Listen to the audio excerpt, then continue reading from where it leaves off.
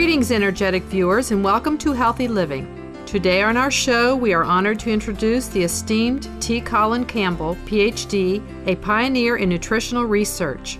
A professor emeritus of nutritional biochemistry at Cornell University in the United States, Dr. Campbell has spent over 40 years researching, teaching, and developing diets to optimize nutrition and health. Dr. Campbell received his master's degree and PhD from Cornell and served as a research associate at the Massachusetts Institute of Technology, or MIT. He has served on several grant review panels of multiple funding agencies, lectured extensively, and has authored more than 300 research papers. His original research, both in the laboratory and with large human populations, has brought him recognition with awards for both research and citizenship.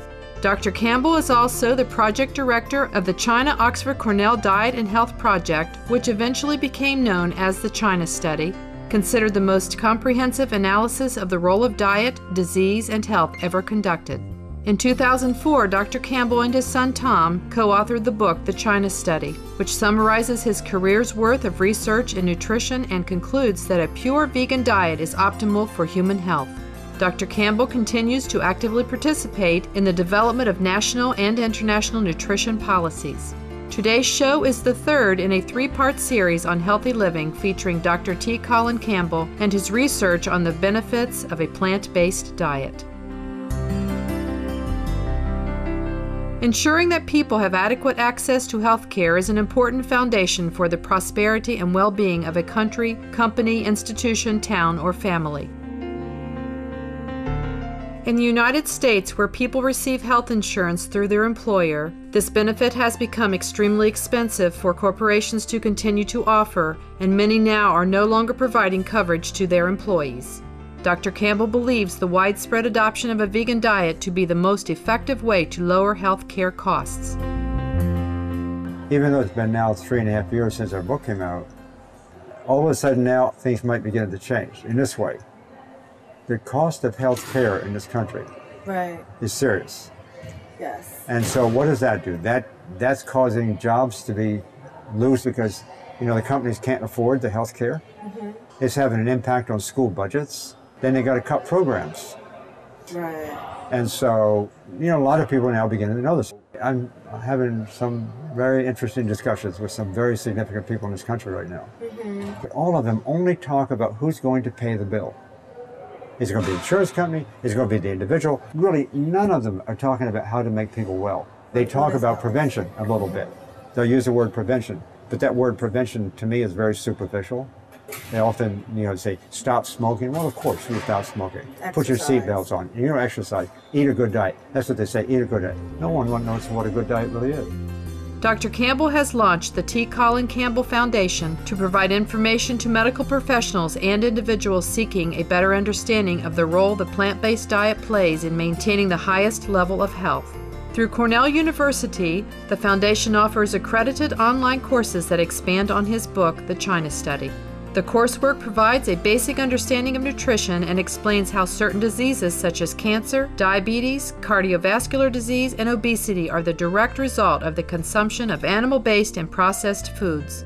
The course also provides practical advice on implementing a healthful plant-based diet. Another exciting feature of the foundation is its online social network where many people who have successfully overcome deadly diseases through plant-based diets share their inspiring stories and experiences and provide support to an ever-growing community seeking to do the same. There's nothing else in medicine that comes close to this, in my estimations. I've already had 3 physicians come up and tell me that, they're getting their patients to do this. One of them, he's bought about 90 books and he gives them out to all his patients, and so he asked him to fill out little forms what they think of it. And the reaction was really impressive. And so I'm really confident that this needs to be the future of medicine. Mm-hmm. It needs to be broadcast and told to the public. Right. And someday it can save healthcare costs. In a few moments, we will hear more from Dr. Campbell on how a vegan diet can have a beneficial effect on mitigating the global warming crisis that is occurring on our planet. You are watching Healthy Living on Supreme Master Television.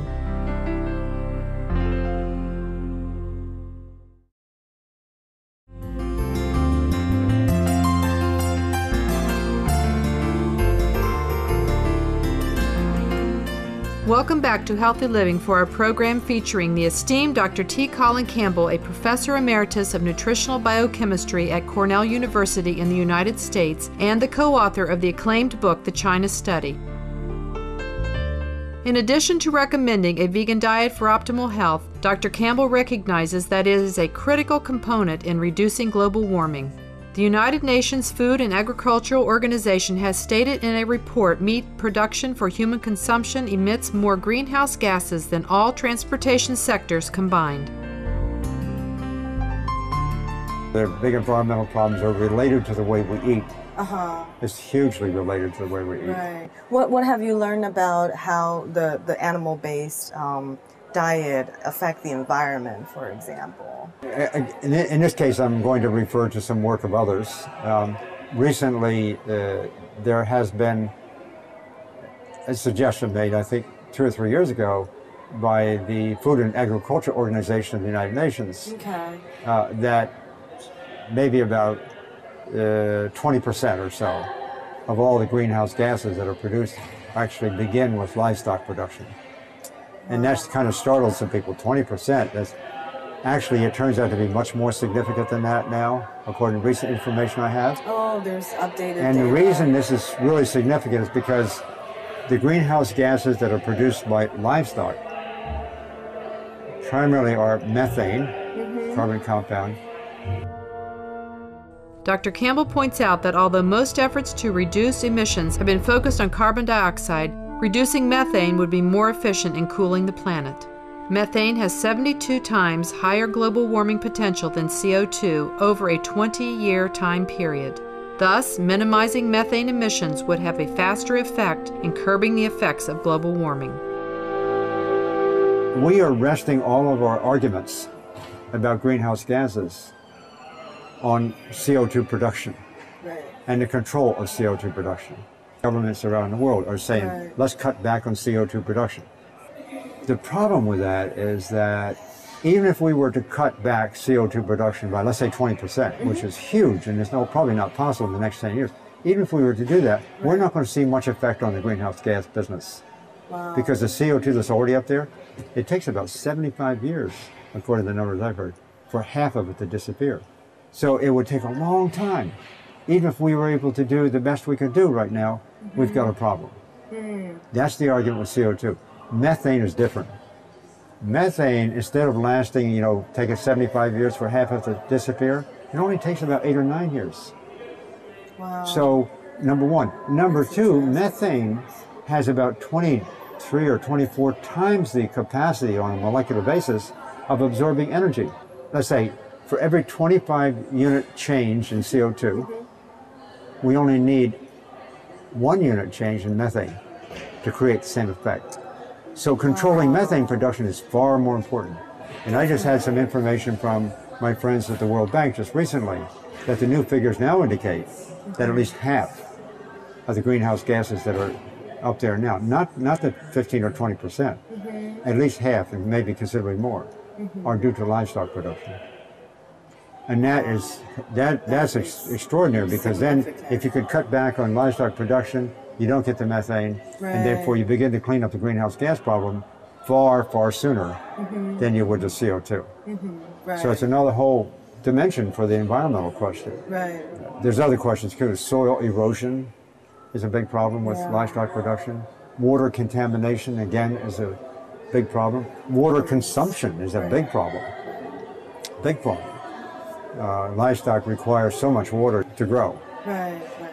So it's many very serious environmental issues that can be controlled to a great extent by simply not eating livestock. Dr. Campbell explained his view on why humans began to eat meat in the first place. It seems to me we humans have a sense of superiority, over animals, or superiority over environmental issues, superiority over Like nature. better species. Yes, Or somehow we're the intelligent. lead actors, and we can do what we want.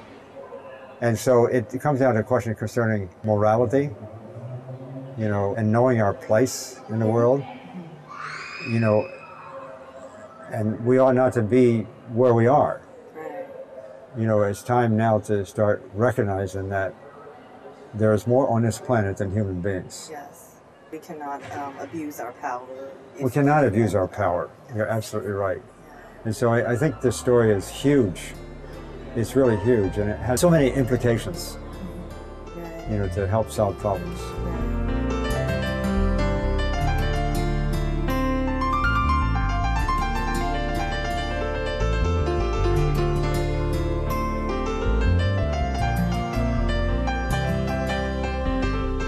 We extend our great appreciation to Dr. T. Colin Campbell for taking his valuable time to speak with us about the plant-based diet and why it is the best choice for humankind to make. We thank you, compassionate viewers, for joining us today. We look forward to seeing you again next Monday on Healthy Living. Next up is Science and Spirituality, right after Noteworthy News. May the light of heaven always shine upon you.